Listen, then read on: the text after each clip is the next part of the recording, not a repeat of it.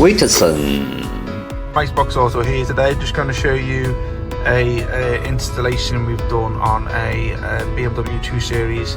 This is the F45 version, which is a boot handle one today, so this customer's decided to go for an upgrade on that one.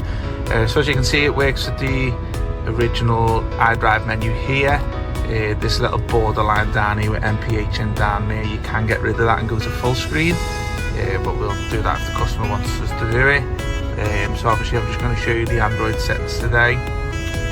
So basically to get into the Android side, you just simply hold down the menu button down there, or alternatively you can just press the touch screen and then it goes into the Android side. So as you can see, this is our latest Android 12 system. It comes with 464 gig standard. You can increase it up to if you want, up to 8256. But as you can see, nice and swift and responsive. It does has the latest Snapdragon 662 or 665 processor in here. So obviously it's the top of the range one. As you can see, it's nice and swift and responsive. No lag whatsoever, because as I say, if you're going to go down 4 core processors and 2 and 16 gig of RAM that you find on eBay and AliExpress for £100, just be bearing in mind you're going to be compromising the actual functionality and the speed of the system. Okay, so basically this is the home page here. You can add more applications to the home page. So for example, if you want to be using the CarPlay or the Android Auto, you can get to it that way in here, which is this app here to show you. There's the CarPlay Auto set up. You can see it's got applications for mine, go back to the car. So if I want that on the home page, you simply add a widget, choose the link, and there you go. So you can customize these and all. So if you want to, say, bring that over to the home page, bring it in.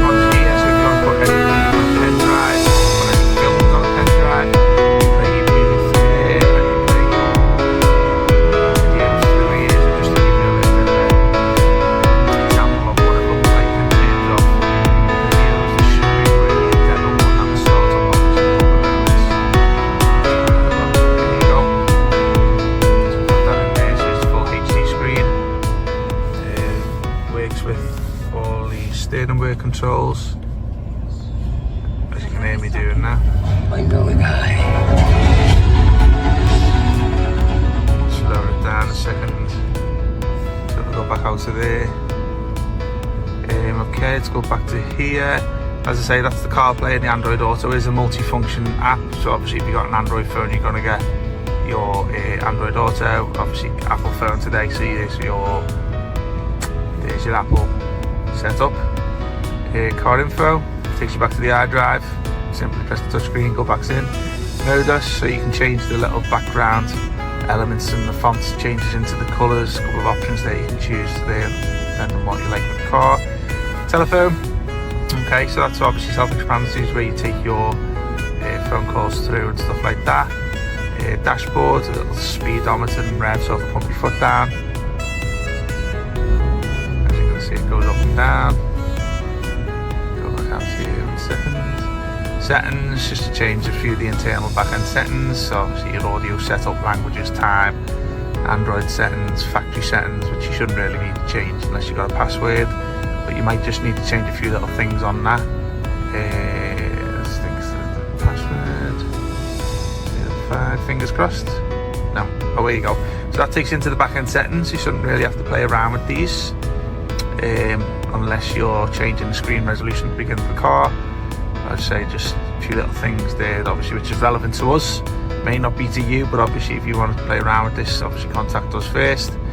HD video, okay, going into the apps here, so this will show you all the applications on the back end. So obviously this one here is our DVR camera which we've installed today. As you can see, we've just got the shutters down on our premises at the moment, just obviously got a little bit of light shining in.